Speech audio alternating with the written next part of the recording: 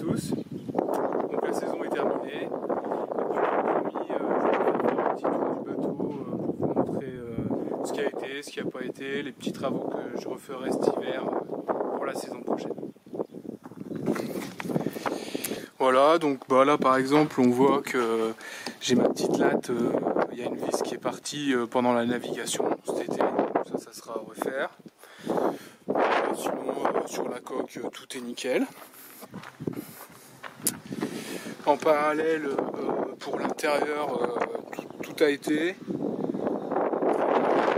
Peut-être vous en avez une ici. Et puis une ici là pareil qui a sauté, le rivet a sauté, donc ça je pense que je le referai. Voilà.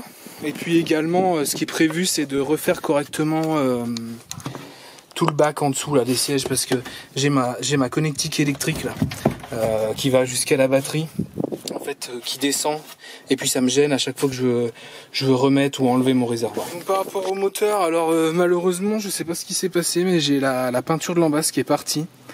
Je pense que c'est plus un problème avec la sous-couche. En fait on voit hein, sur la peinture qui part qu'il y a le gris qui reste sur le blanc, le gris étant le primaire d'accroche. Donc je pense que j'ai eu un souci à ce niveau là, donc je verrai pour tout reponcer et puis repeindre l'embase. Voilà, sinon donc là je m'apprête à vider les cuves de carburant, installer un compteur d'heures, donc ce qui permet de voir le temps d'utilisation. Donc là on voit que c'était le moteur a tourné 11h50, donc c'est pas énorme. Donc comme je vous disais, donc je vais démonter la boîte à air, vider les cuves des carbus, démonter les bougies, mettre un petit coup de spray graissant dans les cylindres, même si le moteur va pas rester à l'arrêt très longtemps, mais histoire de l'hiverner correctement.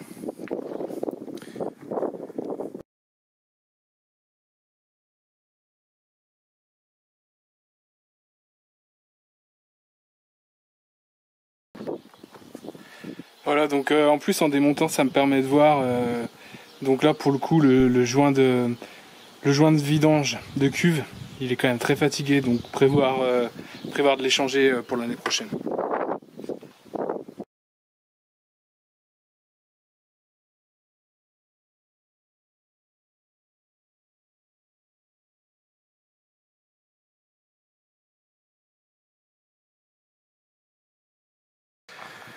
Voilà, donc bon, bah, les bougies elles sont bonnes, elles sont bien sèches. Bon, avec le soleil on voit pas vraiment, hein, mais la couleur est très brune, parfait.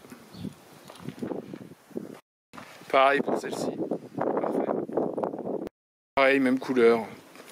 Voilà, donc là j'ai démonté mes bougies. Et en fait je pensais mettre du spray. Donc en fait c'est de l'huile en spray à la base, c'est pour filtrer air, mais je me dis que ça peut pas faire de mal pour l'intérieur des cylindres. Donc je vais changer la tête là de l'aérosol, mettre celle du WD-40 et puis mettre 2-3 pressions dans les puits de bougie et puis faire tourner à la main le volant moteur.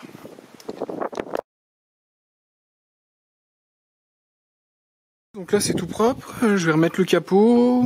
J'ai regardé un petit peu ce qu'il fallait faire comme travaux l'année prochaine. J'ai prévu de changer un petit peu tous les colliers d'alimentation. Et puis les joints de cuve de carbu. Voilà, voir si je peux pas retrouver une goupille là, derrière. Il manquait la goupille, j'ai mis un petit clou et des petits bricoles.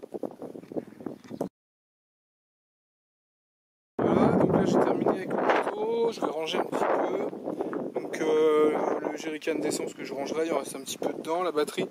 Et puis bah ça, c'était pour vous montrer. Donc ça c'est en fait c'est un jeu de douille anglaise, parce que le moteur Johnson Envirud est en anglais, tout est en pouces.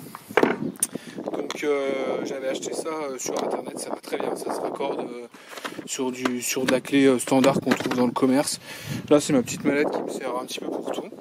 Et puis je voulais aussi vous montrer ça, donc sans faire de pub, hein, je m'en fous.